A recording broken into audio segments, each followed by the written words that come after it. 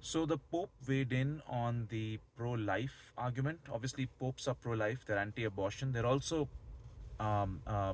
usually not very political. But regarding the U.S., most likely, he said that pro-life should also mean anti-death penalty. So, the problem with the U.S., the way I see it, is um, you have this culture where the average age of losing your virginity is particularly low. I mean, possibly 16.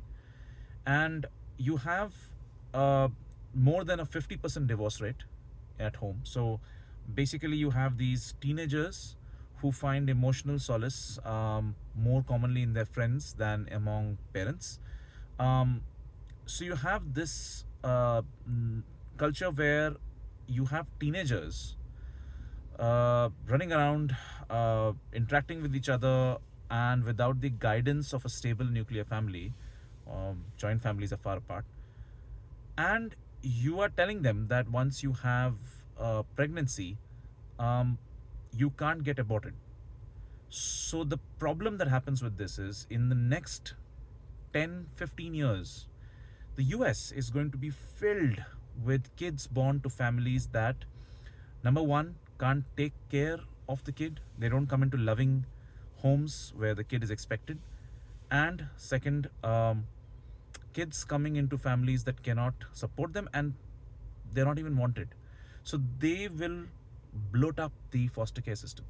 They will bloat up the number of kids who have not received the necessary resources to make them capable of getting great jobs in the world, making them skilled.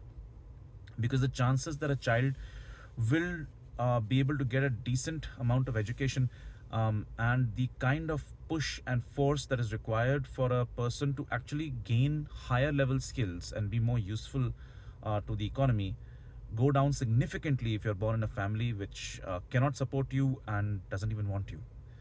So that will create a lot of young, angry people, and you're going to put guns in their hands because we know about the gun laws in the US, right? And you're going to put guns in the hands of these very angry, undereducated young people. That is a recipe for disaster.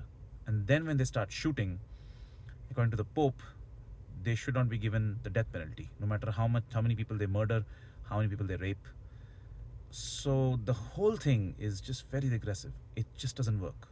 10, 15 years, and America is going to have it bad if they keep the same abortion laws or they keep the same gun laws.